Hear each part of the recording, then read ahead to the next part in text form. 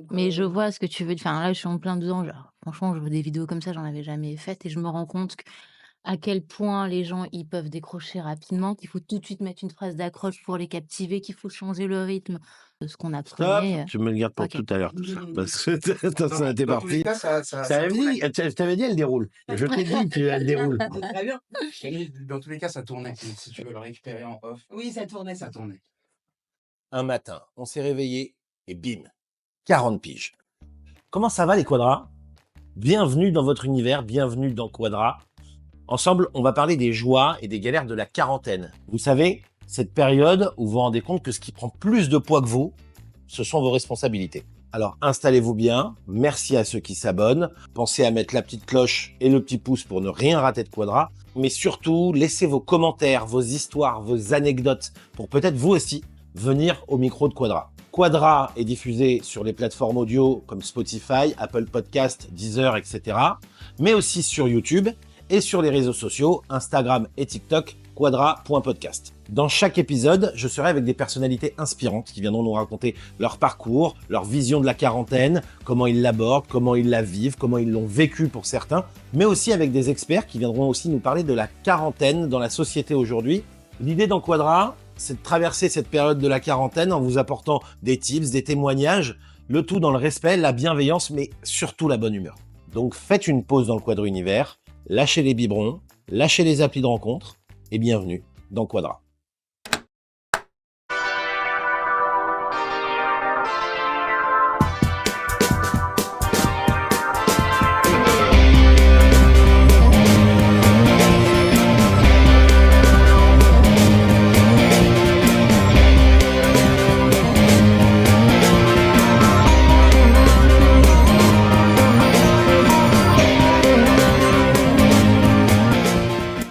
Comment ça va les quadras? Aujourd'hui, je suis avec Gaëlle Falzerana, auteure, scénariste, réalisatrice du Grand Cirque. Elle va se confier sur ses peurs de vieillir, ses envies de changement, sur sa vie. Je vous laisse découvrir tout de suite. Bonjour Gaëlle, comment ça va? Bonjour, ça va bien et toi? Eh bien écoute, ça va très bien. Je vais attaquer peut-être un petit peu fort tout de suite. Allez, vas-y, balance. 39 ans, bientôt 40. Ouais. Ça fait quoi de sentir qu'on vieillit? Écoute, je m'y prépare, ça fait plus d'un an.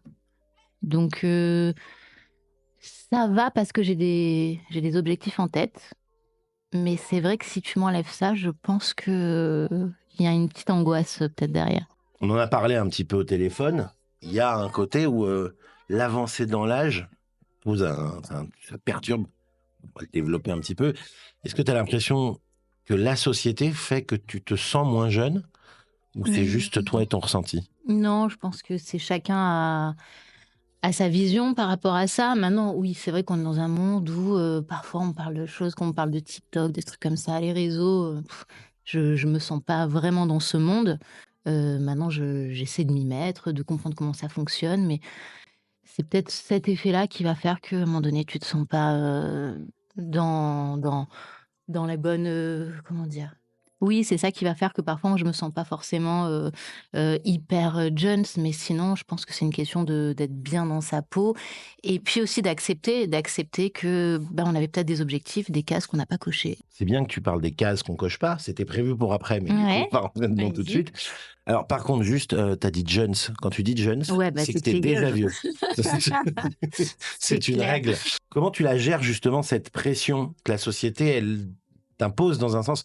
Enfin, t'es arrivé à la quarantaine, je précise, t'es pas en couple, tu n'as pas Non, d'enfant, ouais. on va revenir après là-dessus, mais au niveau de la société, comment tu gères justement ces pressions où on se dit bah, qu'une femme de 40 ans doit dire tel et tel truc? Eh ben, après franchement, ça se manifeste vraiment, hein. C'est pas, quelque chose c'est pas des on-dit. Moi, très souvent, je fais face à ces questions-là: «Mais comment ça se fait? Mais tu dois être compliqué, tu dois être difficile».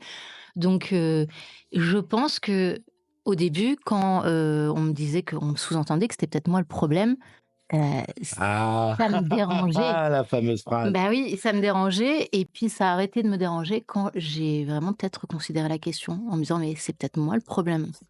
Et pas avoir peur et retrousser les manches et se dire: «OK, et comment ça se fait que j'en suis arrivée là?» Et comment ça se fait?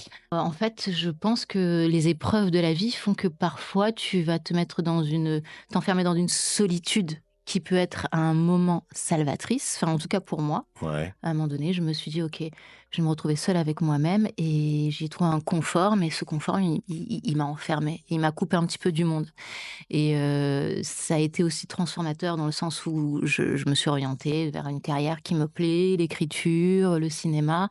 Donc je me suis consacrée à ce que j'aime. En revanche, je me suis, dans mon écriture, je me suis un peu coupée du monde.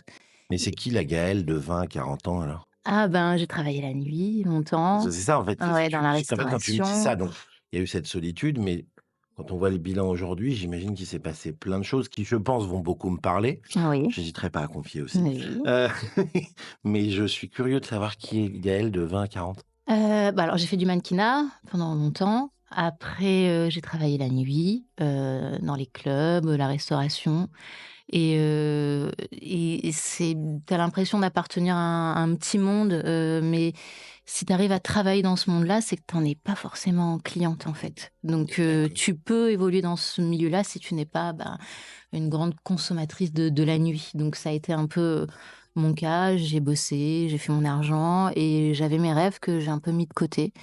Et puis un jour, voilà, je me suis dit: «OK, c'est le moment».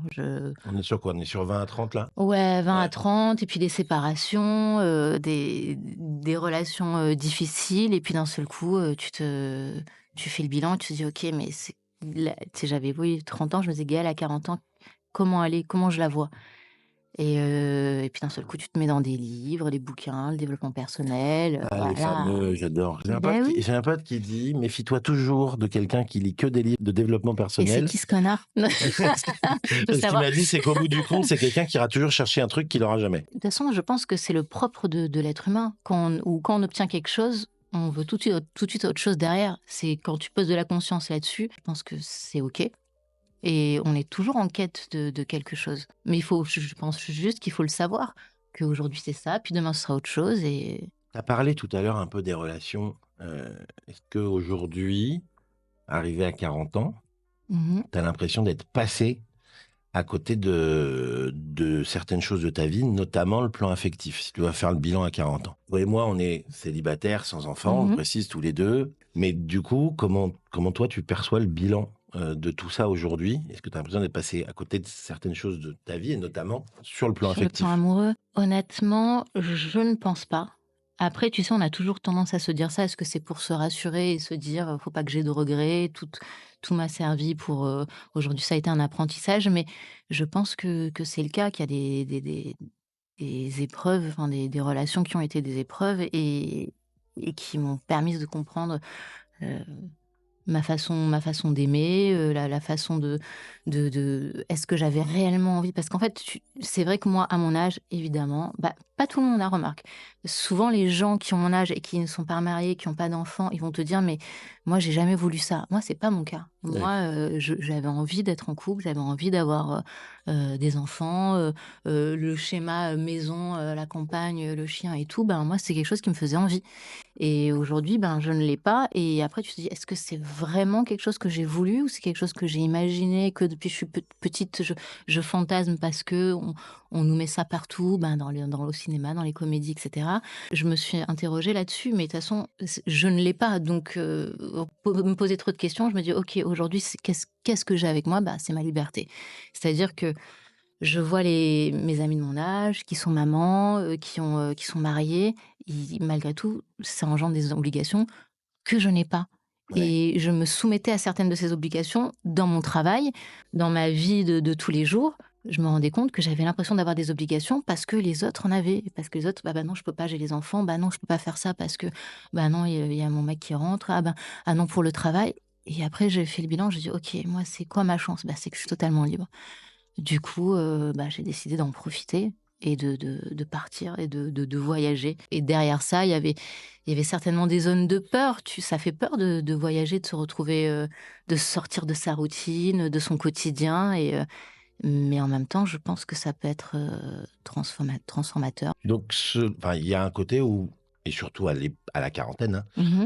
construire une famille, une vie de couple et cetera, ça on perd en liberté selon toi? Oui, mais je pense qu'il y a tu un bénéfice énorme aussi. Il y a un gain, je pense derrière ça, qui doit être, voilà, l'amour d'un enfant, d'être avec une personne qu'on aime. Enfin, quand c'est dans le cas d'une construction saine, en tout cas, il doit y avoir certainement tous ces bénéfices-là. Mais, moi, c'est quelque chose qui me faisait envie et bon, bah, écoute, je l'ai pas et maintenant j'ai décidé de voir, tous les bons côtés de mon quotidien. Ça fait vraiment la meuf, Mais en en fait, j'allais dire, dépression. non, mais non, c'est pas dépression, parce que c'est un point de vue, et moi je sais que j'ai quasi le même que toi. Moi j'arrive à 40 ans. Oh le menteur. J'arrive à 41 ans. Il y a très peu de temps où j'ai eu le courage de dire à ma mère, t'auras pas de petits-enfants. Parce que Mais c'est parce que moi, tu dans n'en un as sens, pas envie? en fait, j'ai accepté presque mon sort, entre guillemets. Parce que pour Ouais. moi, j'estime qu'à 40 ans, avoir un enfant, c'est mon point de vue, hein. Je Ouais, critique ouais, pas ceux ouais. qui font. Ça commence déjà à être trop tard. Même pour un homme. Parce Mmh que je mh. veux pas me retrouver avec un gamin de 20 ans quand j'aurai 60 ans, qui va Ouais. venir me taxer du blé et tout, j'ai pas envie. Mais, Mais si tu en rapportes du blé. Ah! bah Tu as oui, pensé à ça? va falloir faire beaucoup de podcasts. Mais ce que je veux dire, c'est que moi, je suis arrivé au stade où, ouais, je l'accepte et je me suis fait une raison, entre guillemets. Est-ce Mmh que mh. toi, le truc, c'est que dans ton discours, il y a un peu ce côté-là, et en même temps, je sens un certain espoir que ça arrive encore. Ah mais oui, tu as raison. C'est-à-dire que là, je me rends compte qu'il y a certains types d'hommes où je sais que je n'ai pas envie de m'aventurer à avoir une relation avec eux parce que pour eux, c'est une porte qui est totalement fermée. D'avoir, un enfant ou une seconde vie, de famille parce que, bah, on arrive à des âges où en général, quand tu rencontres quelqu'un, il a déjà fait sa vie avant, enfin en tout cas, célibataire. Ça peut être pratique. Moi, je veux bien être Oui, beau-père, ben voilà, j'adore. il y en a qui, voilà, qui préfèrent, et et moi, c'est vrai que je n'arrive pas à me toute seule, je me dis: «OK, c'est quelque chose qui pourra ne pas m'arriver et il faut que je l'accepte», mais j'arrive pas à me mettre en couple avec quelqu'un qui me ferme complètement la porte là-dessus. Est-ce que tu penses que c'est plus difficile pour une femme d'accepter que ça n'arrivera pas que pour un homme, aujourd'hui en 2025? Oui, j'ai ce sentiment, mais maintenant parce que mais il y a des femmes qui ont enfin, c'est-à-dire que moi, je suis dans une catégorie où parfois je parle à des femmes qui n'ont pas d'enfants, qui vont me dire: «Ah bah voilà, enfin une qui, comme moi, n'en veut pas». Et ben alors, c'est pas tout à fait ça. Non, non, moi, j'aurais bien aimé alors évidemment, j'aurais pu, mais pas voilà, pas dans Bah, n'importe quelle condition et je voulais que les bonnes conditions soient réunies, qu'à un moment donné, tu te, réveilles avec une personne et tu te dises: «OK, bon, ben, on a envie de ça» et c'est la bonne personne. Ça en m'est fait, pas c'est ça que arrivé. j'aime bien dans ton discours, c'est qu'il y a un côté vachement honnête. Je trouve que, et c'est pareil, c'est pas une critique, enfin si au fond c'en est une, je vois beaucoup sur les réseaux de femmes, surtout les femmes qui le font, d'arriver à la quarantaine, qui sont là à faire des vidéos en disant qu'elles sont super fières de comme elles sont aujourd'hui. Elles ont 40 ans, elles n'ont pas d'enfants, elles n'ont pas de mec, et puis en fait, elles l'ont choisi. Ouais. Toi, ce que j'aime, c'est qu'il y a un côté honnête dans le truc. Bah, c'est comme ça, c'est ma vie, mais c'est pas forcément mon choix de départ, quoi. Ouais, ouais, bien sûr. Bah, faut que pour que je sois bien avec moi-même, il faut que je sois honnête aussi dans mon discours. Et puis peut-être qu'avant, à un moment donné, je me suis un peu menti en me disant c'est pas grave. Et puis après, je me suis rendu compte non, ok, si ça m'arrive pas, c'est un deuil à faire. Et, euh, et il faut que je traverse bon cette douleur et cette possibilité que ça n'arrive jamais. Et tu vois, alors ça c'est un débat très Ça m'émeut rapidement. vachement, en fait. Ah, vas-y, chiale, hein, Non, si bah, tu veux que je te dise. Non, mais oui, bah, parce que oui, bah, ça me merci déjà. Je non, ressens mais l'émotion, mais oui. parce que c'est ce que je te dis, je trouve que c'est sincère, au moins, comme discours. Mmh mh. Moi, le côté fake de se dire, bah voilà, ma situation, c'est ça aujourd'hui, bah, j'en fais un étendard. Non. Que tu veuilles accepter ton comme c'est, parce que comme moi je fais, c'est bien, mais je trouve que c'est honnête de se pouvoir dire, bah, là, c'est ma vie, si elle continue comme ça, j'en serais quand même très fier. Si elle change, c'est génial parce que c'était le plan de départ, tu vois. Bah, oui, je pense que le but, c'est d'accepter, quoi, accepter ce qui est et c'est la clé et puis, accepter, ça veut pas dire ne pas en souffrir. Il y a un moment donné où tu peux en souffrir, mais tu avances et tu vas vers autre chose et puis c'est peut-être pas ça ma destinée, tu vois? Peut-être que je vais faire, j'en sais rien, le tour du monde, peut-être que je vais revenir au On bout de va y 15 venir, on va jours, y mais venir. Je vais vous mais raconter ce voilà, voyage. peut-être que je serai amenée à adopter, qui sait? Et peut-être ce sera ça le grand amour, de ma vie, tu vois? Tu vas revenir J'en en sais France. rien. Tu vas revenir en France avec 7 enfants de 7 pays différents. Comment tu les vois, les quadras, aujourd'hui? Ben, écoute, j'ai l'impression quand même qu'on est de plus en plus bien dans notre peau. On se rend compte que On fait pas mal de travail sur nous, je trouve aussi. J'ai ce sentiment-là, en tout cas, j'ai très souvent des échanges, assez constructifs et je trouve que la parole se libère sur, nos épreuves, sur nos échecs, voilà. Même si après oui, effectivement, on en fait un drapeau en disant: «Oui, mais j'ai traversé ça» et puis ça devient notre légende, mais ouais, je trouve que ouais, on s'assume. Est-ce que et après on va parler de ton voyage, Mmh parce que c'est quand même très intéressant. J'ai plein de questions là-dessus. mh. Est-ce que tu crois que votre génération de femmes particulièrement a cet avantage d'être un peu plus privilégiée par rapport aux générations de nos parents? Où il y a quand même il reste les mêmes charges, les mêmes choses qu'il faut faire, absolument, comme tu disais tout à l'heure, remplir les cases.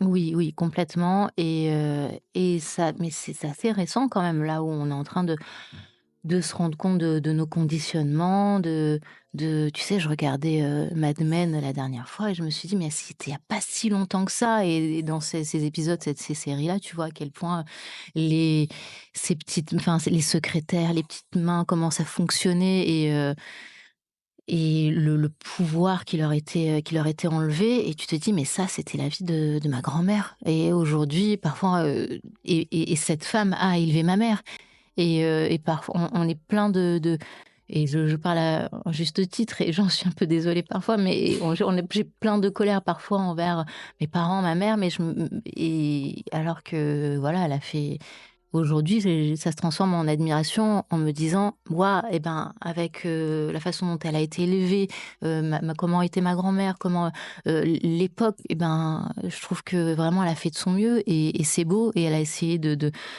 et je vois moi mes parents, ils m'encouragent malgré tout parce qu'elle a compris que moi je me libérais de ça et elle me donne une confiance, Mmh. et je me dis: «Oui, on a vraiment beaucoup de chance». Ouais, on n'est pas obligé d'être sur le même modèle. Non, Donc il y a plus de non, non et colère. moi en tout cas, j'ai jamais été conditionnée là-dessus. Voilà, ma mère, s'est un petit peu moulée, je pense, et puis moi, elle m'a laissé cette liberté. Tu as décidé de partir. Voilà, tu Exactement. me le disais l'autre fois quand on en discutait au téléphone. Tu as décidé de partir, ça vient d'où ce projet? Est-ce que ça a un lien avec tout ce qu'on vient de dire? Un peu, oui. J'ai décidé parce que alors, je suis en train d'écrire, un documentaire, qui s'appelle «Mission version idéale». Je l'ai présenté à une productrice qui a adoré et en l'écrivant, je me suis rendu compte que ça allait prendre du temps comme tout projet, dans l'audiovisuel et je l'avais tellement imaginé que d'un seul coup, j'ai eu cette frustration de me dire: «Une fois de plus, je vais attendre, les financements, je vais attendre qu'on me donne mon billet de validation pour aller le vivre» parce que je souhaitais l'incarner, ce projet. C'est une femme qui approche la quarantaine, qui veut atteindre la meilleure version d'elle-même, avec la notion que j'ai conscience que ce fantasme-là après lequel on court, on peut s'y perdre. Donc c'est aussi le chemin, à raconter et je me suis dit: «Je vais encore attendre qu'on me valide ça pour le vivre». Mais je voulais plus, je voulais pas et j'ai dit, à la productrice: «Écoute, occupe-toi de tout ça, du financement, de tout et mais moi je vais aller le vivre et je vais le documenter sur Instagram et ça voudra pas dire et ça voudra dire ça n'empêche pas que ça pourra pas vivre sur les plateformes ou autrement par la suite, mais voilà et donc j'ai décidé de commencer par l'Inde parce que j'ai lu un livre il y a à peu près 10 ans qui m'avait marqué. C'est le journal intime, d'un touriste du bonheur de Jonathan Lehmann où il raconte, qu'il avait sa réussite aux États-Unis, je crois qu'il était avocat et puis, profondément malheureux, puis il décide de faire un périple en Inde. Il va d'ashram en ashram et il raconte tout ça et ça faisait un petit peu écho et je me dis: «Un jour, j'espère avoir le courage de le faire». Tu parles de le mettre, un peu en scène, enfin justement, je trouve que sur Instagram, tu mets des vidéos sur la préparation de ce voyage pour Ouais. l'instant. Mmh. J'en déduis qu'il y aura des vidéos du voyage. Ouais. Est-ce qu'on n'est pas un peu loin du projet de partir, de s'éloigner de tout et de tout couper? Ah mais c'est complètement, mais c'est un paradoxe, mais en même temps, on est tellement plein de contradictions. Donc c'est aussi quelque chose que j'ai envie d'incarner. C'est-à-dire que je prône l'acceptation de soi, mais en même temps, j'ai du botox. Je suis en train de me dire: «OK, il faut vraiment que je sois une meilleure version de moi», mais en même temps, la meilleure version de moi, elle s'aime, quand elle va pas, quand elle a des kilos en trop, quand elle est ça c'est tu vois, ça c'est hyper complexe Et puis en même temps, comme tu dis, je vais faire une retraite vipassana où, je suis enfermée pendant, 10 jours, mais vraiment c'est le terme, hein. On a des petites cellules, on médite, 10 heures par jour et coupé de tout. On n'a pas le droit de parler, les eye contact, tout ça, t'oublies. L'enfer! Mais ouais Je meurs. et en même temps, je trouve ça hyper intéressant. C'est un défi que je me lance et après, je vais devoir prendre mon téléphone et le raconter. Et effectivement, c'est antinomique, mais Mais là où c'est hyper contradictoire, c'est que moi, il y a une vidéo oui, qui bah, m'a tu l'as déjà dit, c'est marqué. contradictoire. Mais non, mais il y a une vidéo qui m'a marqué, c'est celle où Mais oui, c'est justement, vrai. tu parles et t'assumes le fait de. Tu t'expliques, la vidéo commence par on te voit faire un vaccin, on se Mmh. dit elle va nous montrer. Et en fait, non, on passe sur le moment où tu te fais injecter du Botox. Moi qui ai horreur des piqûres, ça m'a un peu. Mais bon, Oui. j'ai dû regarder. Est-ce que faire ça, quand on part faire ce genre de choses, c'est une priorité? Bah, alors, regarde, il y a ce truc où je commençais à me filmer et je voyais tout le temps ma tête et bon, bah, et j'avais du mal avec mon reflet et c'est vrai que c'est quelque chose que j'avais tendance à faire sporadiquement, mais quand je le faisais, ça me faisait du bien Ouais. et je me suis dit: «Si je suis honnête, je dois le montrer». Attention, c'est pas une critique, hein, c'est parce Oui, que bien sûr, c'est non, ce non, que mais tu j'ai bien l'expliques j'ai bien super bien compris. dans la vidéo. C'est pour Mmh. ça, plutôt que moi le dire, je t'amène parce que justement, je trouve que tu expliques vachement bien le côté intérieur-extérieur.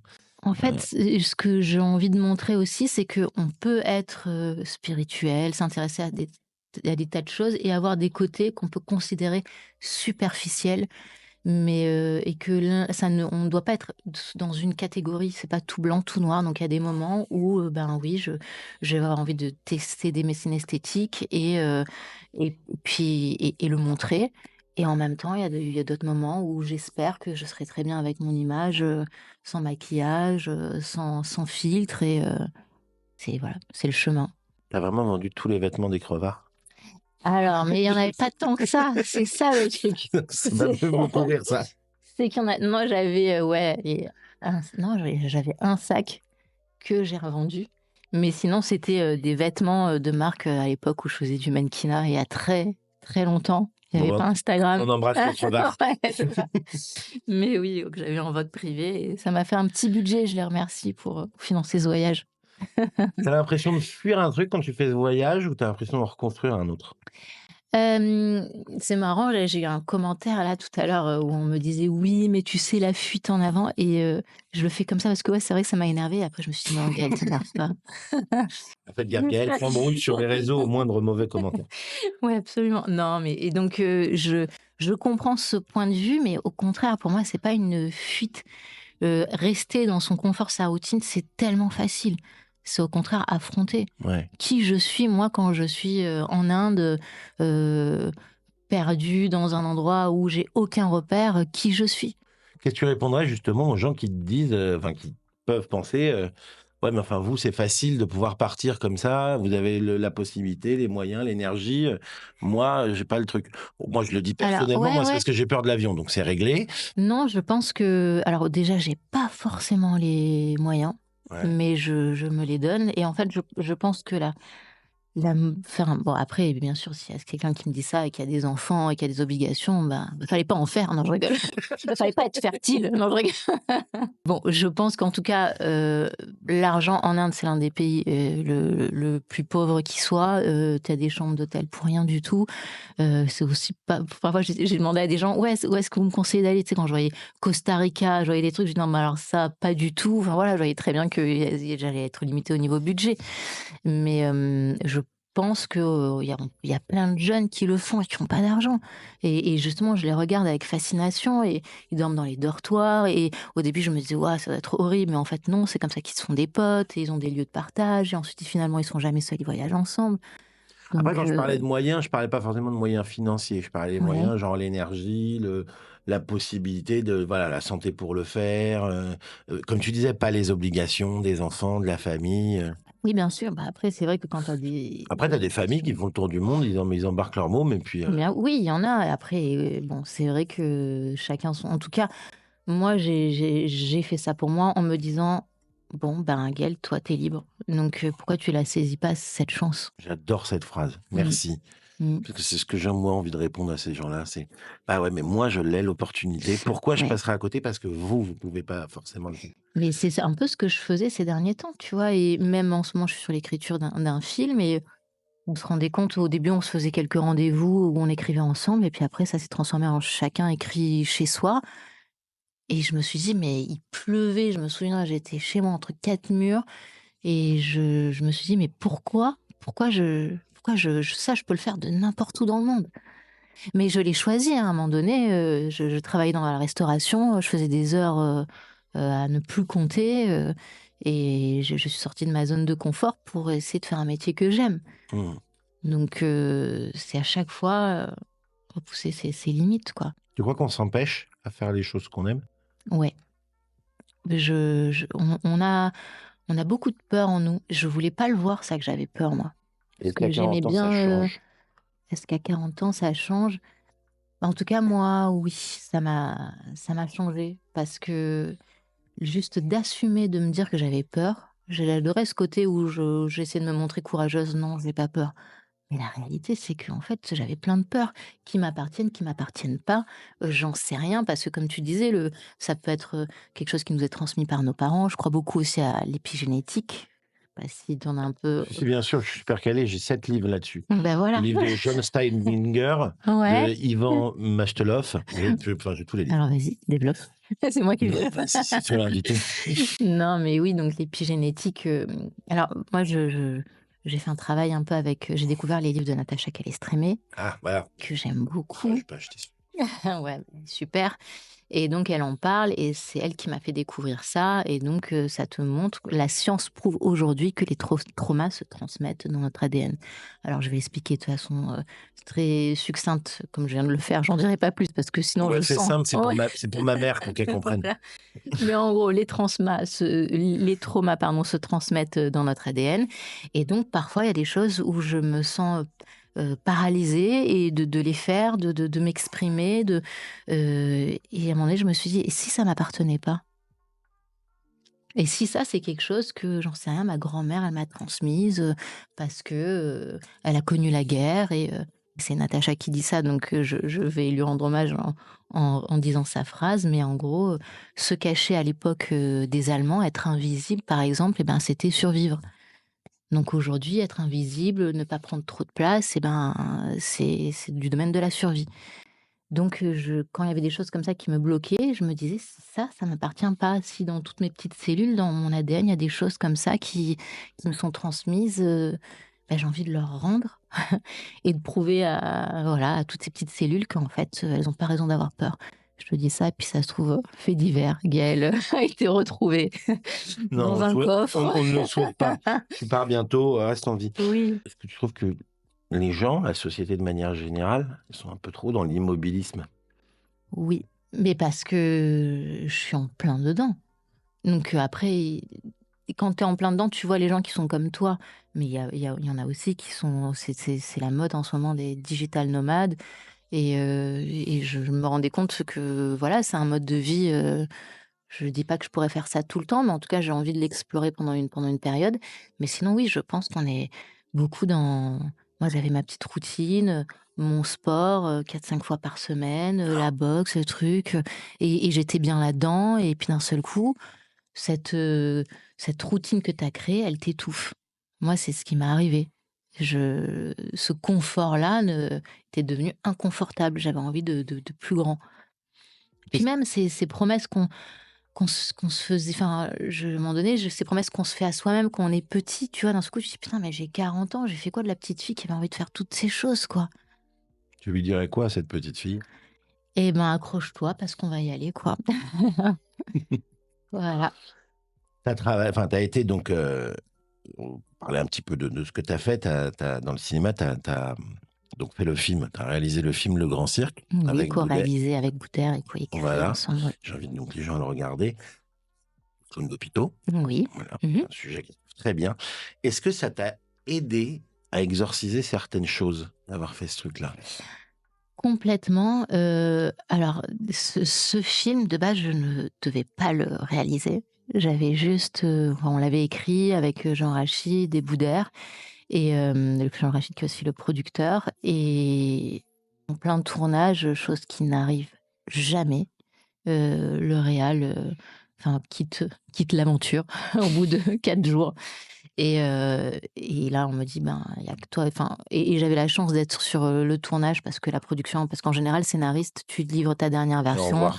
voilà et puis ciao et moi on m'avait demandé de venir et là, on m'a dit: «Il va falloir que tu le réalises». Et je le portais tellement ce projet, à aucun moment je n'ai paniqué ou voilà, je me suis dit: «OK, beh, on y va» et ça a été une chance parce que je me suis rendu compte que, ben, réaliser tu vois, je ne m'autorisais pas à me dire que je pouvais réaliser. Ouais. Je restais dans les métiers encore ou même si pour moi déjà c'était énorme de réaliser, pardon, d'écrire et cetera avec, pour des artistes et tout ça, bah là, pour d'un seul coup, je me dis: «OK, je pourrais avoir cette place-là aussi d'exprimer ma vision, et voilà, je l'ai prise pleinement parce que quand tu écris, alors pas tous les auteurs, mais dans une grande partie, on voit les images qui se déroulent dans nos têtes, les scènes, on sait comment on veut que le personnage parle et cetera. Donc là, j'ai eu l'occasion et je me suis Mais il a fallu que tu te retrouves devant le fait accompli pour le faire. J'ai l'impression que complètement c'est souvent écoute, je vais dans alors beaucoup de décisions que tu prends. je vais ouais, peut-être, mais je vais passer pour une allumée, mais c'est pas grave. Tu sais que je me suis rendu compte que l'endroit où on a tourné à l'hôpital en Belgique, c'est l'endroit où mon grand-père paternel, que je n'ai pas connu, est décédé, mais je l'ai su longtemps après et quand j et il a vécu on a tourné à Bruxelles et il a vécu longtemps à Bruxelles et je sais pas, quand je suis arrivée là-bas, j'ai allumé une bougie et je l'ai prié et j'ai senti qu'il fallait beaucoup de force, et je lui ai demandé de m'aider et puis, alors je sais pas si c'est lui qui a fait en sorte qu'il y ait plus le réal et que Merci bravo, papy! papy franchement tu es balèze. Mais voilà, non, mais parce que voilà, mais d'un seul coup, je me suis retrouvée dans cette situation et ça a été, ouais, ça a été révélateur. C'est quoi les choses dont tu es le plus fier, Gaël? Hem, alors ce film, cette histoire, qu'on a écrite avec, Boudère parce que ça a aidé beaucoup d'enfants. On s'en est vraiment rendu compte en avant-première quand il y avait des petits, malades qui venaient nous voir, enfin, j'aime pas les catégoriser comme ça, mais des petits enfants qui étaient dans les hôpitaux, qui sont malades et qui sont venus nous remercier parce qu'ils nous disaient: «Ben, enfin quelqu'un parle de ce qu'on vit, de ce qu'on ressent» et ça, c'était hyper fort. Donc je pourrais dire ça et puis bon, j'ai une pensée pour mon petit-neveu. J'ai qui a 14 ans aujourd'hui et j'ai un lien avec lui, qui est assez fort et je suis heureuse, d'avoir su, entretenir ça avec lui, voilà. Tu as des regrets? Mmh, bon, ben, oui, le fait bah, de pas avoir eu l'occasion d'être, maman avant, j'espère que la vie m'offrira, cette opportunité et Eh puis ben, sinon je te le souhaite mmh, à fond. Et si tu l'appelles Camille et qu'il naît le 29 mai, c'est ouais. encore mieux. Est-ce que tu es prête à passer sur le grill des quadras? Vas-y. 5 questions Mmh rapides. mh. On Mmh. répond en un mot, si on peut. OK, J'autorise plus. d'accord, C'est sur ce qu'on a vécu. d'accord. Le goût d'un bonbon qui te manque. Ah, en un mot. Alors, je suis de Marseille et désolée, c'est pas un mot, mais on avait des sucettes qui étaient rouges et à l'intérieur, elles étaient vertes. Elles avaient un goût de chlorophylle. C'est des sucettes provençales et ça n'existe plus et je sais pas comment ça s'appelait, mais c'est le goût de mon enfance. Je te jure, je vais essayer d'en retrouver. Je Ah, te les ferai c'est les livrer en petits Inde. bâtonnets en bois comme ça. C'était super bon. L'émission de ton enfance te manque. Attends, de mon enfance, qu'est-ce que j'aime? Ah là, ça, Coucou, c'est nous. Ah ouais? Ouais, Ouais. Ah, c'était j'adorais. bien. Ouais, C'était bien. et j'étais C'était amoureuse complètement de barré. Chavannes. Ouais. La phrase que tes parents te disaient qui te saoulait, mais que tu appliques quand même aujourd'hui. Mets tes chaussons. Ouais. Voilà, donc Gaël a des Et chaussons. mais j'ai tout le temps une petite charentaise à la maison. Moi, je suis une team anti-chaussons. Mais quand j'étais petite, j'étais tout le temps pieds nus, ça les rendait fous et maintenant, c'est vrai qu'à force de me le dire, ben, J'ai dès que des je rentre, chaussons. c'est la première chose que j'enlève. C'est pas glamour, hein. C'est pas sexy. Non, mais je viens de t'imaginer en charentaise. Un adjectif pour définir la génération Z, les 20-30 ans. Écoute, je les trouve quand même éveillés. Comment tu te voyais à 40 ans? Pas aussi fraîches. Non, je rigole. Ben ouais, je sais pas. Ben je pense que je me voyais. Oh, mais la meuf, elle va se mettre à chialer, hein. Mais Je c'est me pas voyais grave. maman, Maïenne. Non, mais ouais. Ouais, bah, je me voyais maman, mais au final, j'avais une vision peut-être hyper enfermante de la femme, hein. Donc, maman, femme au foyer, quelque chose comme ça, tu vois. Merci beaucoup, Gaëlle. Merci à Je toi. rappelle qu'on pourra suivre tes aventures sur ton Instagram, de Mhm. ton voyage en Inde pour commencer, j'imagine. Oui, Il y a une date retour ou pas? pas du tout. D'accord, donc c'est selon les projets, les choses C'est qui... freestyle. D'accord. Eh ben écoute, merci Gaëlle, je te souhaite plein de Merci bonnes à choses, toi. plein de bonheur, que tout ce que tu veux se réalise, que Mhm. certaines choses qui ne se réalisent pas ne soient pas graves. Mhm. Quant à vous, je vous dis à très bientôt. Continuez à suivre Quadra, à commenter, à liker, à mettre la petite cloche, parce que c'est grâce à vous que Quadra existe. Encore merci Gaëlle. On se Merci à retrouve toi, très Clément. vite. À bientôt, les Quadras.